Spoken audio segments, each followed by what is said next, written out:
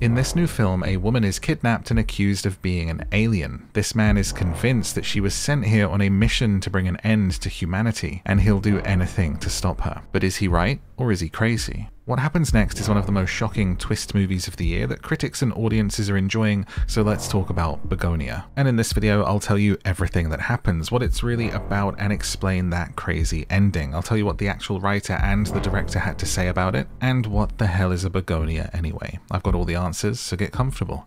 This film has a lot to say about our world today and where we're headed, but did you know it's actually a remake of a South Korean movie from 2003? Welcome, if you're new here, I'm MadMorph. This is my movie club where I talk about movies and TV that I like, so go ahead and hit that like and subscribe for more like this. Find more of me at the links in the description for this video, including my podcast where I read audiobooks to help you sleep, and my gaming channel. And let's begin. Begonia Explained. To understand this movie, we have to go back to the beginning. The movie opens with images of honeybees landing on flowers. The act of pollination is being described by Teddy, who's played by Jesse Plemons. Notably, he says it's like sex but cleaner and nobody gets hurt. The movie is called Begonia, which is a type of flower, but it's actually spelt differently to the title of this movie. I'll explain why at the end. We meet our two main characters, and it's revealed that the bees you've been watching are in hives in their garden. Teddy is played by Jesse Plemons, and Don is played by Aidan Delbis, who's autistic. He auditioned for the role Off of the Street, which specifically wanted a neurodivergent actor. Teddy continues to explain to Don that a third of our food is pollinated this way, but the bees are dying because of CCD. This stands for colony collapse disorder, which is when the worker bees all leave and the queen and the nurse bees are left behind and the colony collapses. It's true that honeybees actually perform some form of pollination on nearly 75% of all plant species that are used for human food worldwide. Teddy claims to his cousin that he's found out the real reason why this is happening. That he's been studying and found out they have been here all along, poisoning us, choking us, controlling us, that we are not steering the ship, they are, and we have to stop them. His idea of who they and them might be is Michelle, played by Emma Stone. She is the rich CEO of a pharmaceutical company, and we watch as their morning routines continue and play out. Teddy claims he can tell them apart from us, and Don questions if he can actually do this. Teddy gives him a big hug and tells him that he loves him. He says he won't let anyone ever hurt him, but in the next scene he convinces Don to chemically castrate himself to keep their minds clear of psychic compulsions that could be used to get an advantage over them. This is kind of symbolic of a rising online culture of men engaging in no sexual activity. It's called no fap or no nut, which is fitting since we're in November.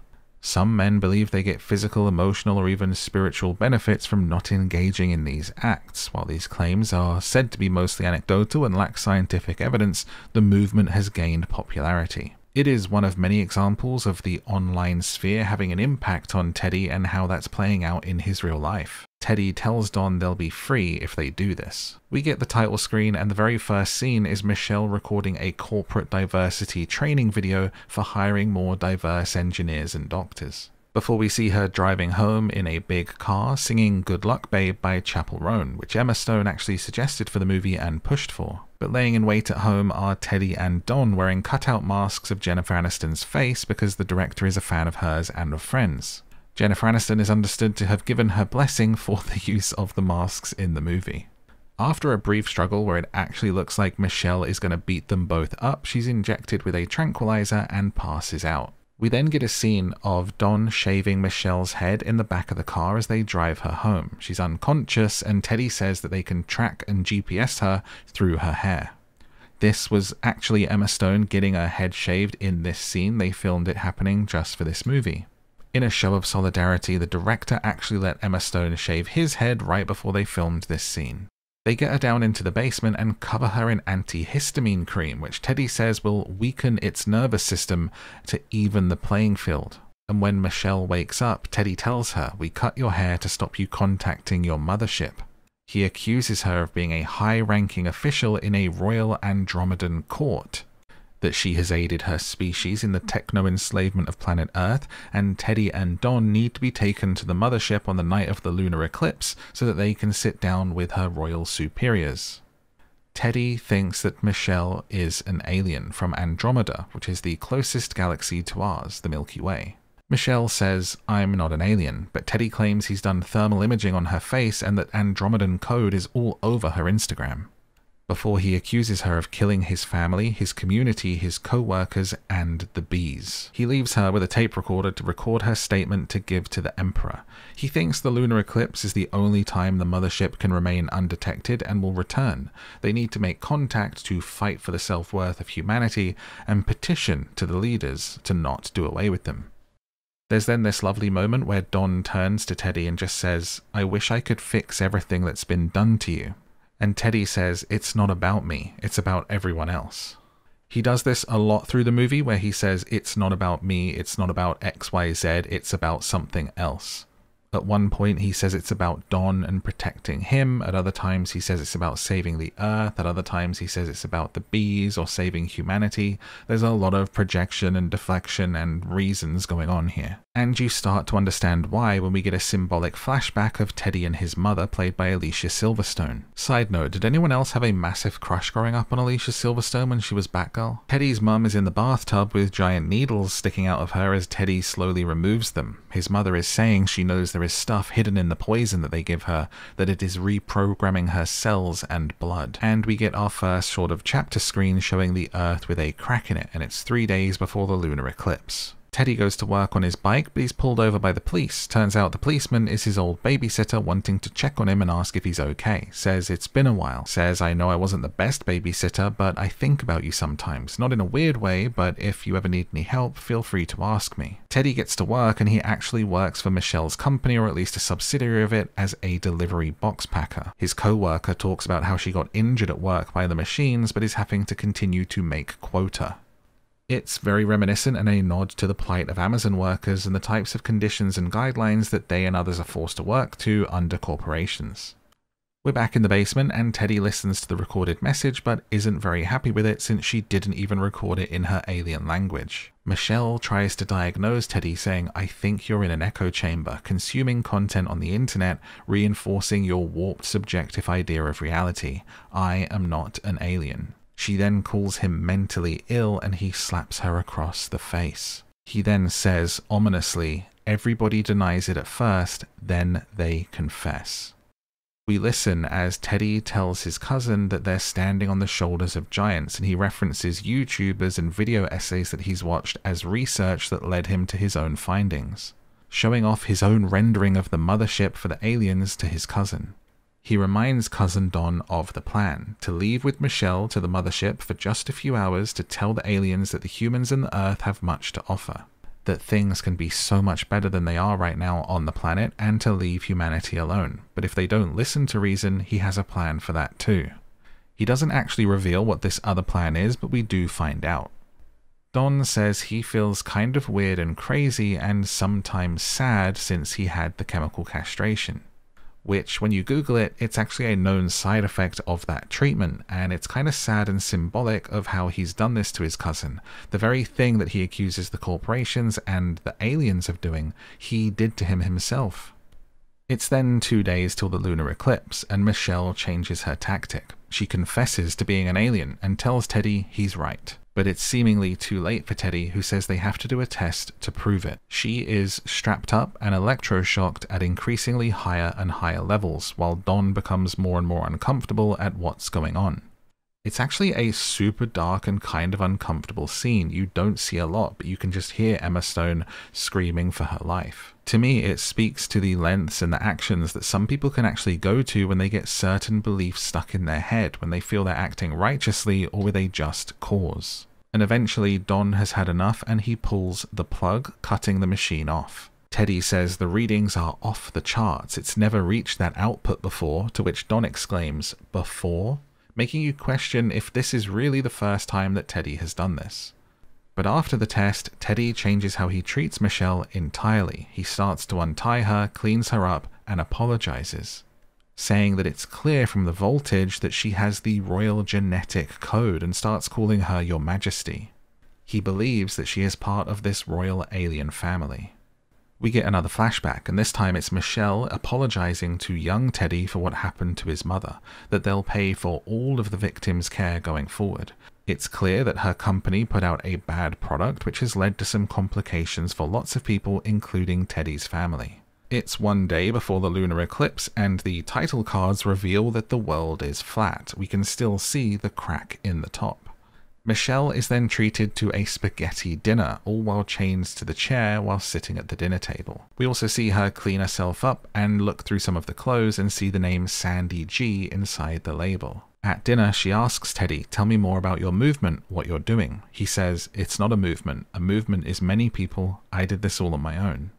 Claiming that 99% of activism is actually just personal exhibitionism and brand maintenance in disguise, that for the last 5 years he's tried every political movement, both on the left and on the right, and that none of them worked out for him. Michelle notices he keeps bees and says they're magnificent creatures, Earth's most admirable creation. So Teddy asks her, "What do you admire about bees?" And she says their society, their work ethic, that they do their duty and build worlds without complaint, piety, or self-obsession, which Teddy takes as you like them because it makes them easy to manipulate and control. She says she just likes their resolve in the face of peril, which incenses him, and he accuses her of being responsible for the CCD, the colony collapse disorder of the bees. She fires back that his research is out of date, that bees are actually coming back. And there's a really important line here where she says, "I know you want there to be a master plan. You want the bees to be dying so it can be my fault, and you don't have to think about the real reasons that species die. Immunodeficiencies, changing habitats, genetic factors, or sometimes a species just winds down. Maybe they intuit the futility of the entire enterprise." She then brings up the name Sandy Gatz, which is Teddy's mother, and Teddy says, "This is not about that." It's revealed through this conversation that Sandy, his mum, was on opioid withdrawal medicine that had complications for a number of people. This clues us in to the fact that Teddy's mother was in fact an addict, and that's when she was receiving treatment. Which is an interesting little twist, since the typical line in a movie like this would put someone in suffering from cancer or treatment for some other terminal illness. But this puts another layer of story onto the character of Teddy and his family dynamic. It tells you more about Teddy's childhood, his home life, and mainly that it was probably not a good or happy one. But as Michelle keeps pushing and offering to help his mother, Teddy gets more agitated until he scrambles down the length of the dinner table and starts to strangle her. She actually stabs him with a fork and gets the upper hand, and then Don knocks her out with the butt of a shotgun. And at the same time, the policeman pulls up outside. So Don keeps an eye on Michelle in the basement whilst Teddy lets in his old babysitter who's asking about the missing CEO, Michelle. They sit down, and then the police officer confesses to him saying, "I know it was a long time ago what I did to you. It was wrong. It was not because I liked it. It's probably some weird power thing. I never did it to anybody else, I promise." And Teddy just keeps telling him, "Don't worry, it's done, it's fine," but he doesn't look fine. There's some fantastic acting here from Jesse Plemons. Again, in just a few lines, it clues us into the character of the police officer and of Teddy, that 20 years ago as a babysitter he abused his power dynamic to abuse Teddy. But Teddy just says, "Do you want to see my bees?" and they go outside. It adds another tragic layer to Teddy's backstory. Meanwhile, in the basement, Michelle is trying to convince Don to let her go, and he eventually says, "If you are an alien, will you help me? Take me with you." And while she tries to deny it again at first, she then just plays along and says, "Yes, fine, I'll take you with me if you let me go." At first, Don says he won't leave without Teddy, which is really sweet, but she says they don't have time. So he does this big sigh, he agrees and says, "Okay, I'm ready to leave. Tell Teddy I'm sorry and that I loved him." And then, in an instant, he uses the shotgun to make it, and I say this for the filters here, his own interpretation of leaving for the mothership. And the police officer hears this happening from outside, so Teddy throws bees on him and does him away with a shovel. It's this really interesting moment emotionally because you have the sadness of sweetheart Don doing that and the disgusting babysitter getting what he no doubt deserves. So when Teddy comes back and he finds Don in the shape that he's in, he says, "What filth did you fill his brain with?" The irony is that Teddy is actually the one that was filling Don's head with rubbish. He's angry and he's ready to do away with Michelle, and she just says, "There is a cure for your mother." She confesses and says they were rearranging her genetic code. She was part of an Andromedan experiment that actually takes 4 to 5 years, but we can wake her up. She then says that in the trunk of her car, hidden in a bottle of antifreeze, is the cure, that he needs to give it to his mother. And somehow this works. Teddy's desperate, so he just injures the kneecap of Michelle and he leaves, rides to the hospital, puts antifreeze into his mother's IV thinking it will save her, and she dies. But while he is away doing that, Michelle actually gets loose with keys from Don's pocket, but she doesn't escape. She snoops around and finds something truly horrific.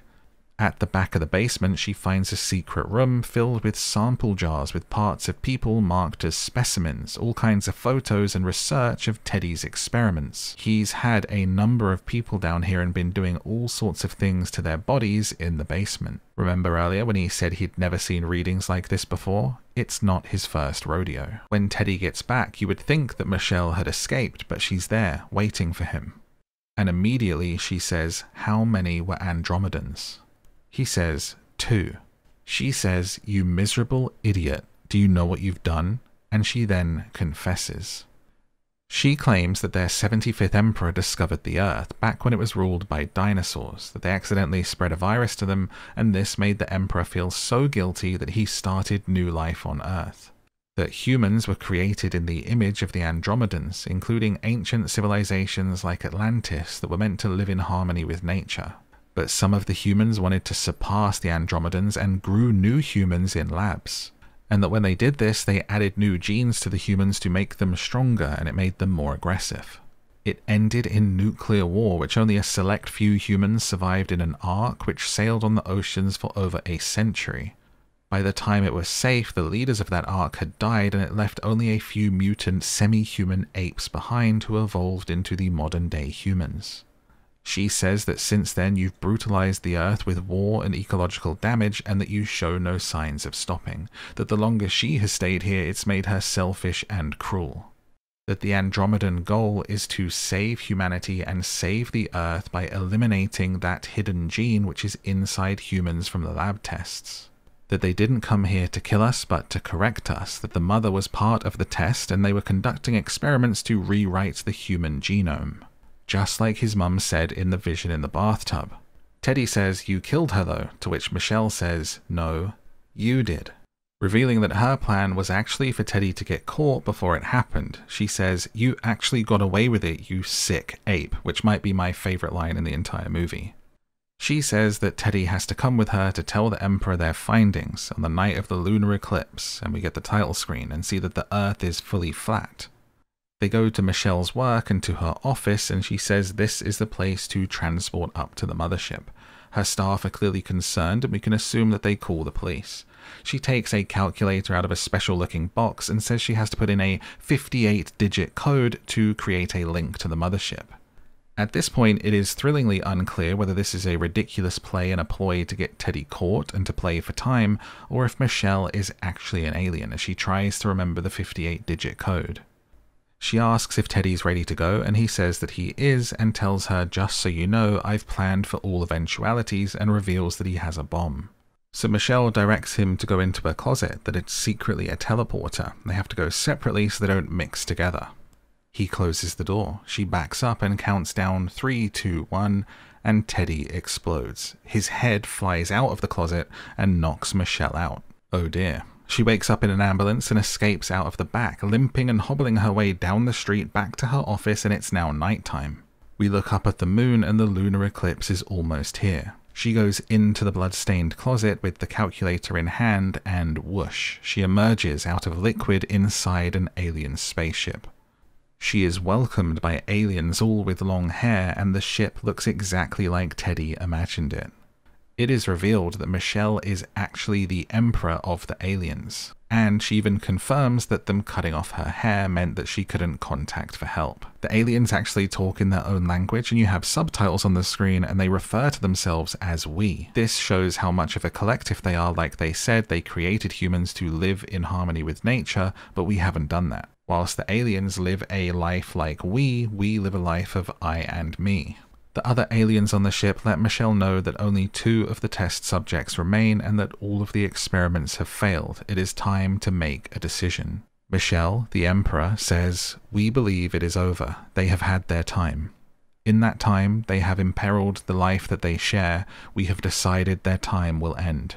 The other aliens leave and Michelle walks up to the flat earth that is in the middle of the room, the representation we've been seeing as title screens through the movie, and she slowly uses a wand-like object to pierce and pop a bubble which is over the top of the earth, which again was actually represented on the screens that you saw denoting the date throughout the movie. She looks sadly down at the planet, and we fade to a montage of clips that show all of the humans have died. We are shown all types of humans all around the world in all manners of life, jobs and activities, and that we all died in an instant. In one nod to her story earlier, we see museum goers laying dead under the fossils of dinosaurs, symbolic of the Andromedans accidentally killing those earlier on in history. We see that it doesn't matter if you were in slums, on a beach, on a boat, or at work, you are all gone. But here's what is important during this scene is that we see a dog, a cat, and a bird flying still all alive, letting us know that it's only the humans who have been exterminated. And then we are back in Teddy's garden, just like the beginning of the movie, and we watch as bees pollinate the flowers. And the movie ends. But what did this ending mean? Was she really an alien? And why did they wipe us out? What did the writer and the director say? And is this ending tragic, or is it something else entirely different? Here's everything you need to know, but first, now is a great time to like and subscribe if you didn't already, and join the movie club. Think of it like a book club for movies, so also let everyone know in the comments what you thought of Begonia. Begonia ends with this crazy twist that yes, Michelle really was an alien all along. Teddy was right, almost, about everything. But the twist goes even deeper. She's not just an Andromedan, she's actually the Emperor. She is the one who has the final say on if humans get to live. It's revealed that everything she said about the tests designed to remove the aggressive gene in the humans, the test on Teddy's mum, and everything else was in fact real. That those tests have failed and she decides to pull the plug on humanity. It is not going on in Teddy's head. The end is not a hallucination or a dream of a dying man. It's the real deal. Michelle was an alien, and this has been confirmed by the writer and even the production designer. Her office is actually designed by James Price to resemble a spaceship to give you a clue to the twist being real. Another thing I noticed about Michelle is that her eyes seem to change color in different scenes. I don't know if it's just the lighting, but at the beginning they looked very, very blue, and in some of the scenes in the basement, those look pure green. Am I blind, or is that a different eye color? Let me know what you think in a comment. Talking about the ending, the director Yorgos Lanthimos said, "Some people say, oh, it's really dark and bleak, and other people find it very hopeful.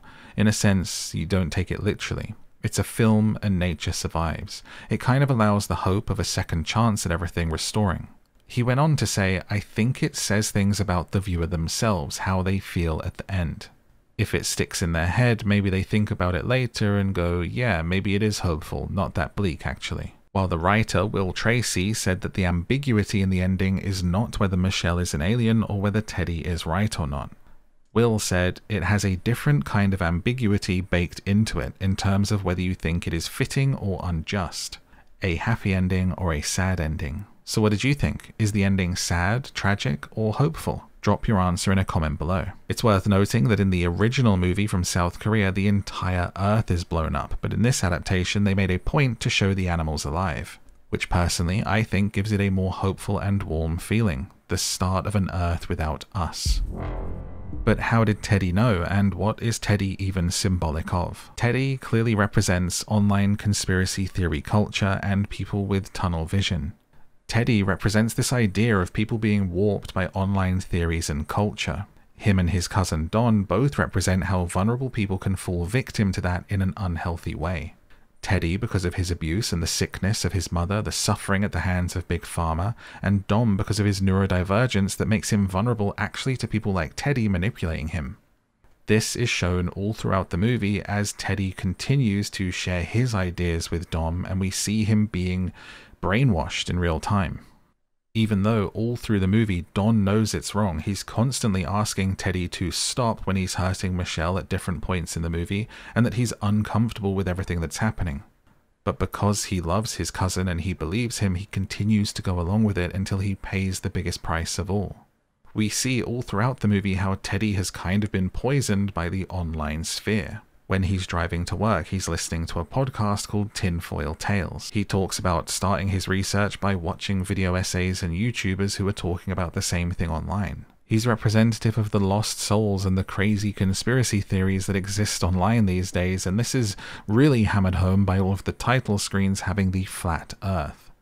It's also really worth noting that when Teddy is confronted by the confession of his abuser, who is trying to apologize, he keeps saying, "It's fine, it's okay." And what he does is he reaches for something to change the subject and to move away from this tough and difficult subject matter, which clearly makes him uncomfortable. He picks up a book from the coffee table called Visions of Andromeda, and he hands it to the cop, his abuser, saying, "This will change your life." We literally see in this scene in real time how he turns away from a traumatic incident into the safety of studying bees and Andromeda, which to me says that his childhood and that trauma in particular plays a massive part as to why he is how he is, why he got tunnel vision and dove headfirst into these theories. The genius to the twist in this story is that he actually stumbled upon the right answer, almost. But even a broken clock is right twice a day. The blanks are filled in by Michelle during their conversations, but Teddy did indeed work out that Andromedans are real and walking among us. Jesse Plemons, who played Teddy, said this about it. Teddy says some things from an objective standpoint that you look at and think that's true. He then follows it up with something objectively bananas and insane. He went on to talk about how he plays Teddy as this person that has tunnel vision and how some people go through life like that, unable to accept that there are nuanced, complex truths to many things in the world. This is a massive theme for Teddy the character. In fact, I think it's entirely what he represents. He's a warning to how a lot of people live their life at the moment and interact with others online.